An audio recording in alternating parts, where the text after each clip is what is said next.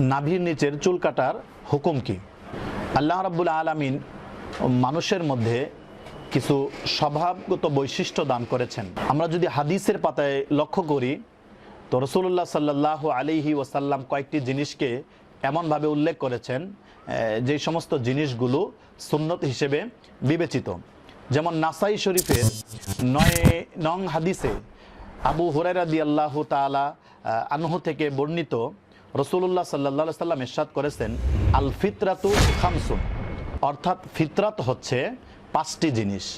1 number হচ্ছে খতনা করা, 2 number হচ্ছে আল ইস্তেহদাদ তথা খুর ব্যবহার করা, 3 নাম্বার হচ্ছে অল কাসসুশ শারিব মুস কাটা, 4 নাম্বার হচ্ছে তাকলিমুল আজফার নখ কাটা, আর 5 নাম্বার হচ্ছে অনাতফুল ইবিতি বগলের পশম পরিষ্কার করা। আম্মাজান আয়েশা রাদিয়াল্লাহু তাআলা আনহা থেকে বর্ণিত হাদিসের মধ্যে এসেছে, যেটা নাসাই শরীফের মধ্যে আছে, সেখানে 10টির কথা বলা হয়েছে, কোনোতে 3টির কথা বলা হয়েছে।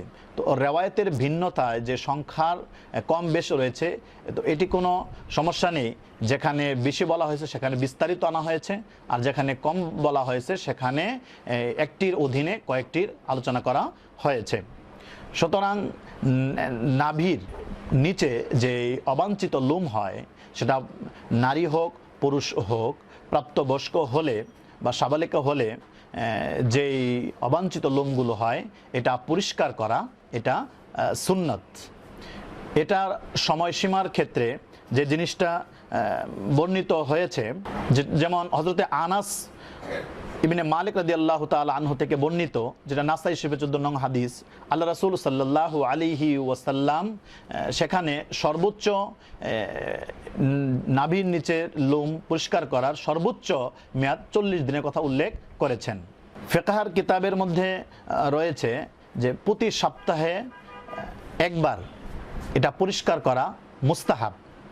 যদি না পারে তাহলে 15 দিনে, এর মধ্যেও যদি না পারে সর্বোচ্চ 40 দিন অতিবাহিত হতে পারে।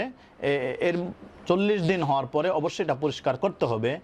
যদি 40 দিন পার হয়ে যায়, এরপরেও যদি সমস্ত অবাঞ্ছিত লোমগুলো পরিষ্কার না করে, তাহলে এর দ্বারা সে গুনাহগার হবে। একটা জিনিস লক্ষণীয়, যদি এরপরে কোনো মানুষ নামাজ পড়ে তো তার নামাজ কালাম ইবাদত বন্দিগি হবে, কিন্তু সে যে এই সুন্নতটি করতেছে না, আদায় করতেছে না, যেটা একটি গুরুত্বপূর্ণ বিষয়, তো এজন্য সে অবশ্যই গুনাহগার হবে।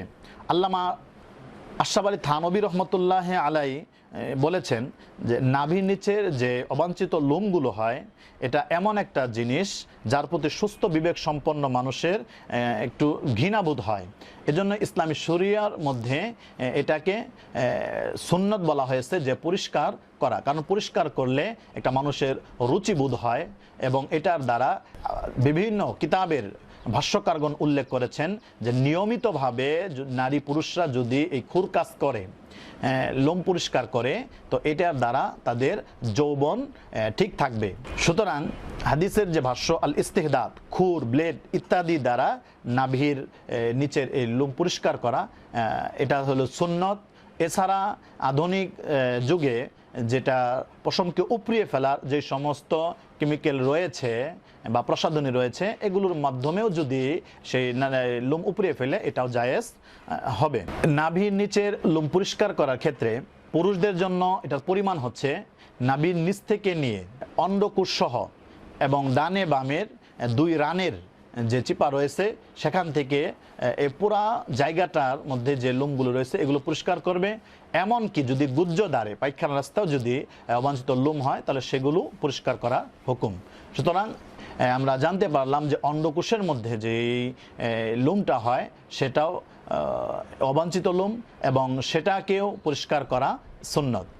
এমনিভাবে মহিলাদের ক্ষেত্রেও একই হুকুম, মহিলাদের লজ্জাস্থানের চতুর্পার্শ্ব পরিষ্কার করবে।